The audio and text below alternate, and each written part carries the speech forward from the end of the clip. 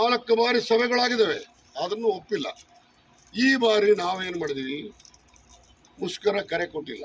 ಕಳೆದ ಬಾರಿ ಮುಷ್ಕರ ಮಾಡಿದ್ವಪ್ಪ, ಮುಷ್ಕರ ಜೋರಾಗಿ ನಡೀತು ಒಂದು ದಿವಸ.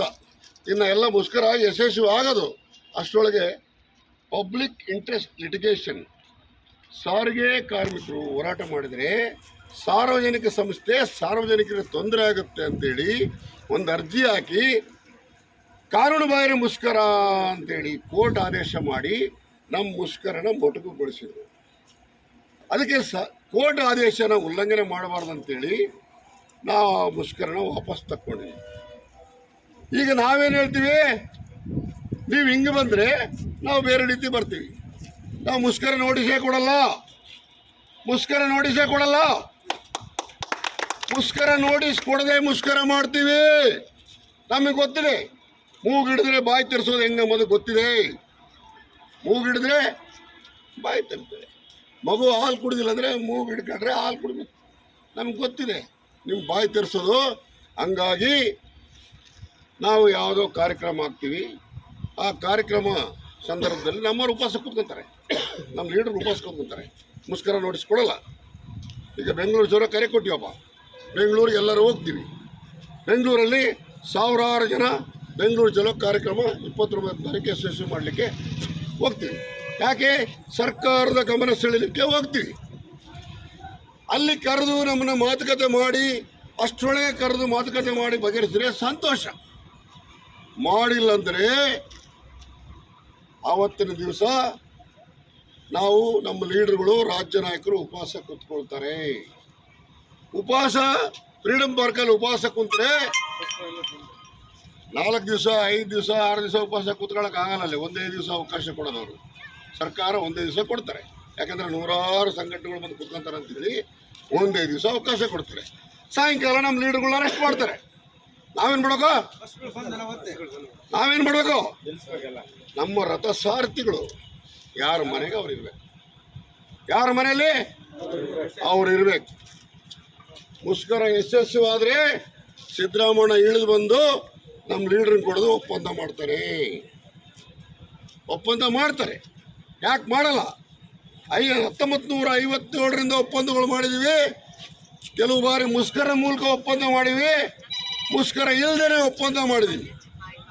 ಕೆಲವರು ಮನುಷ್ಯತ್ವ ಇರೋ ಅಧಿಕಾರಿಗಳು, ಮನುಷ್ಯತ್ವ ಇರತಕ್ಕಂಥ ರಾಜಕೀಯ ಪ್ರಜ್ಞೆ ಇರ್ತಕ್ಕಂಥವ್ರು, ನಮ್ಮ ಬಗ್ಗೆ ಕಾಳಜಿ ಇರ್ತಕ್ಕಂಥವ್ರು ಮಾಡಿದ್ದಾರೆ. ನಾವು ಶಕ್ತಿ ಯೋಜನೆ ಜಾರಿ ಮಾಡಿದ್ರು ಕಾಂಗ್ರೆಸ್ ಸರ್ಕಾರ.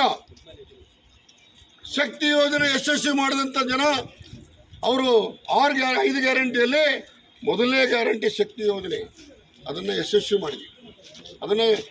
ಮಾಡಿದ್ದೀವಿ. ಆ ಹೆಗ್ಗಳಿಕೆ ಸರ್ಕಾರಕ್ಕೆ ಬಂದಿದೆ.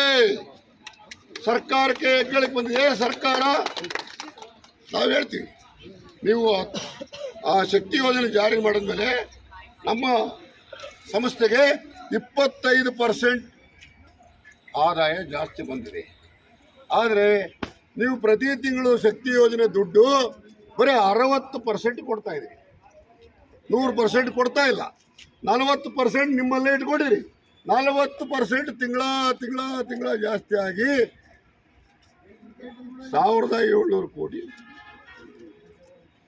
ಹಂಗಾಗಿದೆ. 1700 ಕೊಟ್ಬಿಟ್ರೆ ನಮ್ದೆಲ್ಲ ಸಮಸ್ಯೆ ಬಗೆಯಿರುತ್ತೆ. ಅದು ಕೊಡ್ತಾ ಇಲ್ಲ. ಬೇಡ.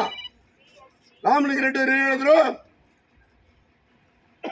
ಫೇರ್ ಹೈಕ್ ಮಾಡಿದ್ರೆ ಕಾರ್ಮಿಕರ ಸಮಸ್ಯೆ ಬಗೆಯಿರುತ್ತೆ, ಫೇರ್ ಹೈಕ್ ಮಾಡಿದ್ರೆ ವೇತನ ಪರಿಷ್ಕರಣೆ ಮಾಡ್ಬೋದು ಅಂತ ಓಪನ್ ಆಗಿ ಘಂಟಾಘೋಷವಾಗಿ TV ಮಾಧ್ಯಮಗಳ ಮುಂದೆ ಹೇಳಿದ್ದಾರೆ, ವಿಧಾನಸೌಧದ ಮುಂದೆ ಹೇಳಿದ್ದಾರೆ.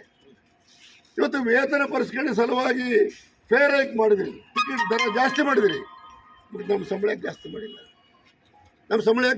ಸ್ವಾಮಿ, ಮೀನಾಮೇಷ ಎಣಿಸ್ತಾ ಇದ್ದೀರಿ. ಇಲ್ಲ, ನಮ್ಮಲ್ಲಿ ಕೆಲವರು ಮೀರ್ ಸಾಧಕರಿದ್ದಾರೆ. ಕೃಷ್ಣದೇವರಾಯ ಆಸ್ಥಾನದಲ್ಲಿ ಮೀರ್ ಸಾಧಕರಿದ್ದರು, ಅಕ್ಬರ ಆಸ್ಥಾನದಲ್ಲಿ ಮೀರ್ ಸಾಧಕರಿದ್ದರು. ನಮ್ಮಲ್ಲಿ ಮೀರ್ ಸಾಧಕರು ಅದನ್ನು ಕೆಡ್ಸ ಕುಡಿಯೋ ನೀರಿನಲ್ಲಿ ಅಲ್ಲಾಡಿಸೋ ಕೆಲಸ ಮಾಡ್ತಾ ಇದ್ದಾರೆ. ಅವರು ಈಗ ಅಲ್ಲಾಡಿಸೋರೆಲ್ಲ ದೂರ ಆಗಿದ್ದಾರೆ, ಅವರೆಲ್ಲ ಮಣ್ಣು ಪಾಲಾಗಿದ್ದಾರೆ, ಮಣ್ಣು ಮುಕ್ಕಿದ್ದಾರೆ. ಆದರೆ ಬೆಂಗಳೂರು ಚಲೋ ಯಶಸ್ವಿ ಮಾಡಿದ್ರೆ ನಿಮ್ಮ ವೇತನ ಪರಿಷ್ಕರಣೆ ಆಗ್ತದೆ. ವೇತನ ಪರಿಷ್ಕರಣೆ ಆಗಬೇಕಂದ್ರೆ ಬೆಂಗಳೂರು ಚಲೋ ಯಶಸ್ವಿ ಮಾಡಬೇಕಂತ ಮೊದಲನೇ ಕರೆ ಕೊಟ್ಟಿದ್ದೀವಿ. ನೆಕ್ಸ್ಟ್ ಏನು ಮಾಡಬೇಕು ಅಂತೇಳಿ ಇವಾಗಲೇ ಹೇಳಿದ್ದೀನಿ ನಾನು. ನಮ್ಮ ನಾಯಕರು ಉಪವಾಸ ಕೂತ್ಕೊಳ್ತಾರೆ. ನಾಯಕರು ಬದುಕಬೇಕು, ನಾಯಕರ ಆರೋಗ್ಯಕ್ಕೆ ತೊಂದರೆ ಆಗಬಾರ್ದು, ನಾಯಕರನ್ನು ಉಪವಾಸ ಕೂತ್ಕೊಂಡು ಸಾಯಬಾರ್ದು, ನಮ್ಮ ನಾಯಕರು ಉಳಬೇಕು, ನಮ್ಮ ಬೇಡಿಕೆ ಈಡೇರಬೇಕಂದ್ರೆ ನಾವು ಮುಷ್ಕರ ಮಾಡಬೇಕು. ಮುಷ್ಕರ ಮಾಡಿಲ್ಲ ಅಂದರೆ ನಮ್ಮ ನಾಯಕರ ಅನಾಹುತ ಆಗ್ತಾರೆ, ನಮ್ಮ ಬೇಡಿಕೆ ಈಡೇರಲ್ಲ, ನಮ್ಮನ್ನು ಪಾತಾಳಕ್ಕೆ ತುಳಿತಾರೆ, ನಮ್ಮ ಬದುಕು ಹಸನಾಗಲ್ಲ. ನಮ್ಮ ಬದುಕು ಹಸನಾಗಬೇಕಂದ್ರೆ ಹೋರಾಟ ಯಶಸ್ವಿ ಮಾಡಬೇಕು. ಹೋರಾಟ ಎಲ್ಲಿಂದ ಪ್ರಾರಂಭ ಆಗುತ್ತೆ? ತಾಯಿ ಎದೆ ಹಾಲಿಂದ ಹೋರಾಟ ಪ್ರಾರಂಭ ಆಗುತ್ತೆ. ಮಗು ಹತ್ರ ತಾಯಿ ಹಾಲು ಕೊಡ್ತಾರೆ. ನಾವು ಹೋರಾಟ ಮಾಡಿಲ್ಲ ಅಂದರೆ ನಮ್ಮ ಬೇಡಿಕೆ ಈಡೇರಲ್ಲ. ಸರ್ಕಾರ ಮೊಂಡುತನಕ್ಕೆ ನಿಂತಿದೆ. ಸಿದ್ದರಾಮಯ್ಯವರು ಕೇರೆ ಮಾಡ್ತಾ ಇಲ್ಲ. ಅವ್ರದ್ದೇ ಕಾರ್ಯಕ್ರಮಗಳು, ಅವ್ರದ್ದೇ ಏನೋ ಕಾರ್ಯಕ್ರಮಗಳು, ಅವರೇ ಕಿತ್ತಾಟ, ಕುರ್ಚಿ ಕಿತ್ತಾಟ, ಇನ್ನೊಂದು ಹಾಳಾಗುವಲ್ಲ ಬೇಕಾಗಿಲ್ಲ. ನಾವು ದುಡಿಯೋ ಜನ. KSRTCಯಲ್ಲಿ ಕಾರ್ಮಿಕರು ರಾತ್ರಿಗಳು ದುಡಿತಾರೆ, ಕೆಟ್ಟ ವಾತಾವರಣದಲ್ಲಿ ಕೆಲಸ ಮಾಡ್ತಾರೆ. ಒಂದು ಒಳ್ಳೆ ಗಾಳಿ ಇಲ್ಲ, ಒಳ್ಳೆ ನೀರಿಲ್ಲ, ಒಳ್ಳೆ ಆಹಾರ ಇಲ್ಲ.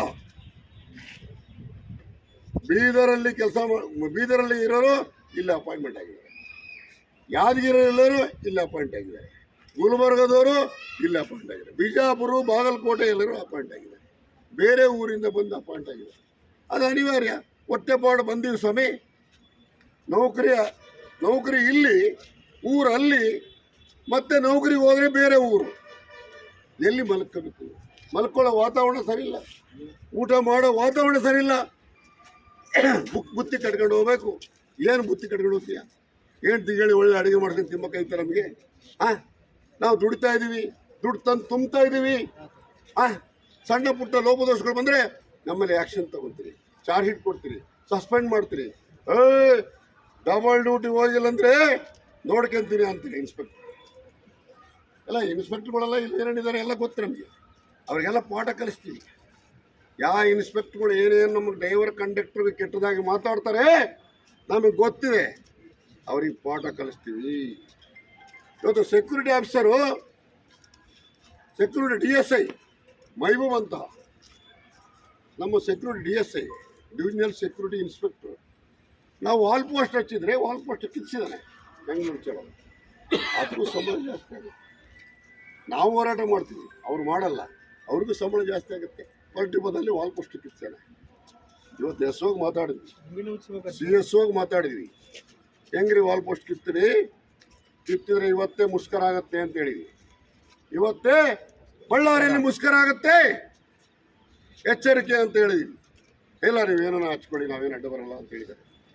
ಒಂದು ವಾಲ್ ಪೋಸ್ಟ್ ಕಿತ್ತಿದ್ರೆ ಚೆನ್ನಾಗಿರಲ್ಲ.